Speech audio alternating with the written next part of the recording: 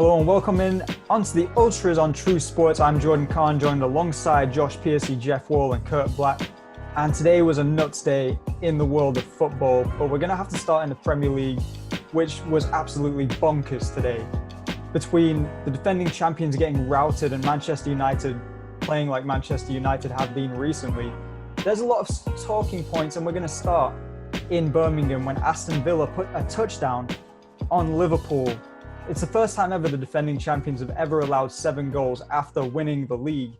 So, boys, what are your thoughts on that? It's one of the craziest events in football, surely. I'll go first, guys. It just brings absolute joy to my heart. It brings joy to my fantasy team. Basically saved me this week. Still undefeated, still rolling. But aside from that, man, what a glorious day. What a glorious day it is. Honestly, it really eases the pain of the earlier results because, as you guys know, I don't really expect too much from this Manchester United squad for multiple reasons, and we'll get into that. But, it's just great because when your friends are all talking smack and Liverpool are just the absolute loudest, most obnoxious fans, it just really warms your heart. And that's all I really got to say about it. And it was a true, amazing game by Jack Grealish and Watkins. They both carried the offense and were prolific. And I just think back about Jack Grealish, how far he's come from photos of him being drunk on the streets at 17 or 18. And now he's getting 2 goals and 3 assists and just thrashing Liverpool. I don't know, Jeff, you should answer this. Why doesn't Manchester United just swap up this young lad already? That's the player you need, not a 34-year-old striker. But we'll go into that later. Real quick, I think Grealish is amazing. And like you said, it's really a great, comeback story in a sense. He's doing amazing things for his boyhood club. And, I don't want to overblow anything, but Aston Villa looked decent. I think those fans can definitely expect them to not go down. And Jack Grealish is probably, he's pretty much their hero. Well, you guys are giving a lot of plaudits to Jack Grealish and Ollie Watkins, but it was just an incredible game by the entire Aston Villa team. Adrian is going to get a lot of guff for that giant mistake at the start of the game, putting them down 1-0. And after that, Liverpool got a little cocky, and they played a high line, and Aston Villa's pressing play was just way too much for him, man. A lot of people are giving Dean Smith crap about not being the right man for the job at Villa, but he outcoached Jurgen Klopp today, and that's the worst game Liverpool's had since Jurgen Klopp joined the team. Well, the most shocking part was the 4th goal, Ollie Watkins' 3rd of the game, where there was literally 4 Aston Villa players behind the defense line of Liverpool. And I don't think I've ever seen that before. So they kind of hung Adrian out to dry as well.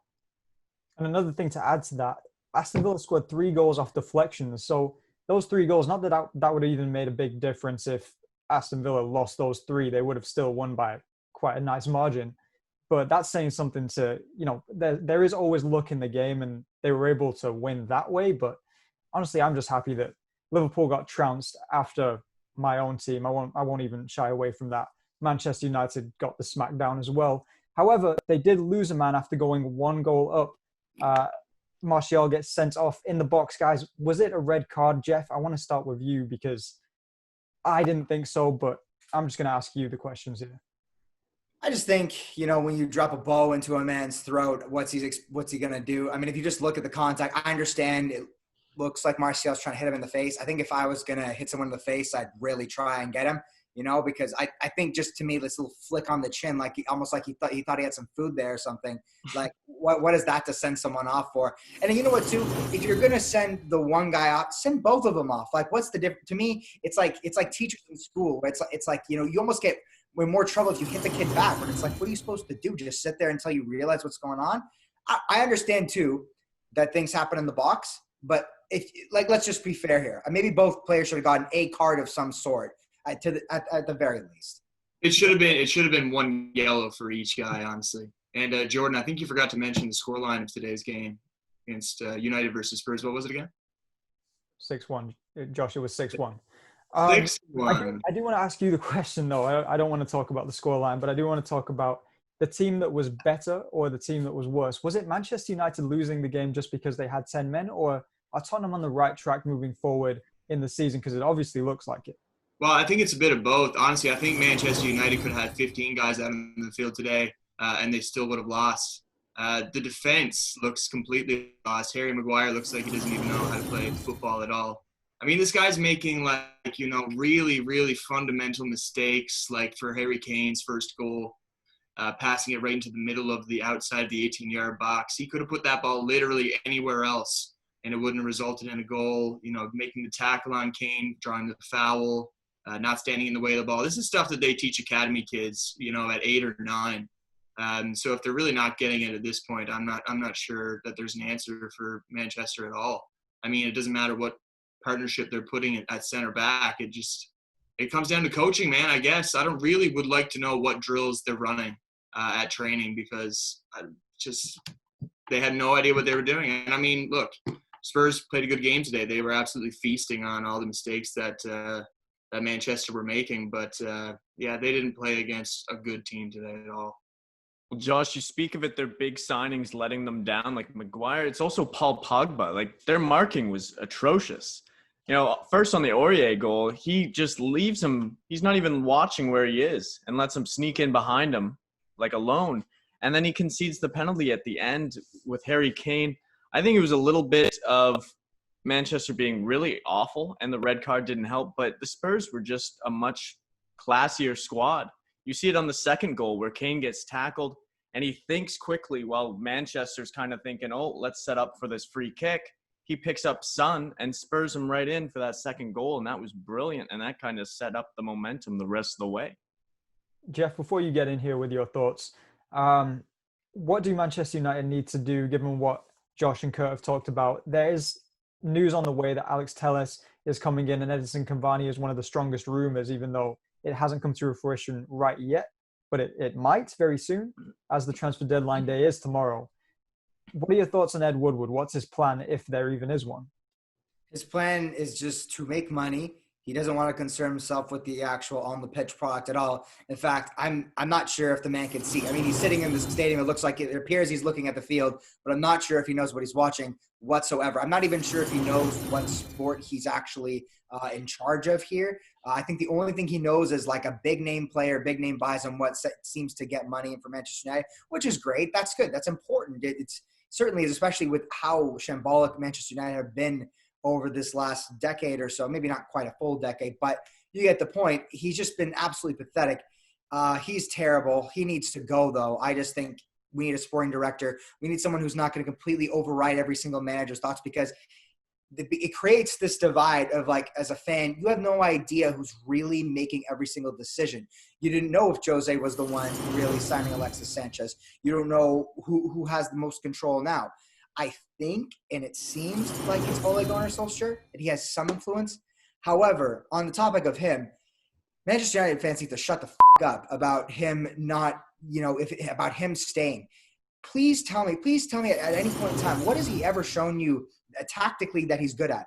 As far as, keeping, the youth in mind, as opposed to what Jose Mourinho did, love it. Great. Awesome. He's a somewhat stabilizing force. But as soon as you can get a good manager in there, get him out. Get him out. The thing is, too, so many players, former players like Gary Neville and others, Patrice Evra, too, talking smack about the players, saying that they're not giving enough effort. You're not on the training ground. He's just saying this because Ole's his buddy, and Manchester United, honestly, in some sense, has been poisoned by Alex Ferguson, in the sense that, there's this idea that you're not giving enough. And his whole thing was motivation and trying to drive more from the players, right? So the way he would do it is how they're almost trying to put that onto other players as well. They're trying to say that other players aren't giving their best, like David De Gea is not, or Paul Pogba's not. And it's garbage. It's just garbage. It's pathetic, and it's nonsense. The players can only do so much. If the manager is telling them to do stuff, if he's drilling certain stuff like Josh kind of alluded to there, that's the issue. That's the problem. And that's what needs to be fixed. So before we blame the players, this is a very talented squad. They really need someone from the top down to be fixed. And it's not just it's not as simple as, though, I get rid of Ole, we're good. I get rid of Woodward, we're good. We need more than that. It's a big, big problem. All right. Do you have a glass of water around you? I do. You do? Okay. You're probably going to want to sip that. Now we're going to move on to the other team in Manchester. Slightly less drama, as they were taking on Leeds. Manchester City, obviously, against a team that's newly promoted and have been showing great signs throughout the season or the early stages of the season. Going into this match, Leeds had won 3 of their last 5 Premier League meetings with Manchester City, but that's a bit of an illusion because this is the first clash they've had since March 2004, and Leeds won that one 2-1 at Elland Road, their home. It was a crazy match, and it was back and forth throughout the way. Marcelo Bielsa and Pep Guardiola, 2 buddies, one mentor and one student, going at each other, and it was fantastic to watch. Kurt, what do you think of the match? Do you think Leeds should have taken it? What do you think? I think both teams after this game are going to be shaking their head and thinking that they could have both had 3 points. Like, it was really a track race back and forth with both teams having opportunities. Manchester City looked dominant right off the bat. De Bruyne had that great free kick that just struck the woodwork, and then Sterling capitalized again. But after that, Rodrigo with the tying goal, it was such a horrible blunder by Ederson, which is really a shame because he's been facing some flack. And I think he had a really good game, especially when Leeds was really pressing for like a large chunk of the game. He kept the lead there, and then to see it all go away like that, I'm sure he wanted to just be swallowed up in the earth at that moment. Well, it was like a basketball game, man. It was like end to end, just chance after chance after chance. I think had City had Sergio Aguero or Gabriel Jesus, they probably would have taken it because it seemed like they didn't really have an outlet as far as a goal was concerned. But I don't know, man. Another good game by Leeds, and probably the team to watch in the Premier League right now in terms of enjoyable football. I back that 100%, Josh. I mean, you look at that team and you know that they're going to bring it. And they're almost kind of like an interesting mix between Liverpool and Manchester City. Obviously, Pep Guardiola famously has modeled a lot of what he does after Marcelo Bielsa. He took to him for advice early on when he started managing. But then you look at Liverpool. Liverpool's that direct, that hard pressing style. And I feel like it's that perfect mix. And it's got so much excitement in it. I think there's going to be some games, though, where they're going to let in a lot of goals, and eventually they're just not going to be able to compete with the best of the best. I'm excited, though, for round 2 of this one. It's going to be a really intriguing matchup, and like you said, I mean, great chances, honestly, are almost just as good as any goal. And another thing about Leeds, too, it's like when we're looking to point to a player and say this is the reason that they've had such an impressive start to the season, there's not a guy you can point to, man. It's really like top to bottom. Marcelo Bielsa has come into the Premier League, and he's just totally got it right away. It's crazy. That's right. So right now, as we look at the Premier League, after some teams have played 4 matches, some teams have played 3, there's only 2 undefeated teams left. And that is obviously, as we all thought it was going to happen from the beginning, Everton and Aston Villa, the only 2 teams left undefeated. Is it going to come down to a race of them 2 at the end of the season? What do we think?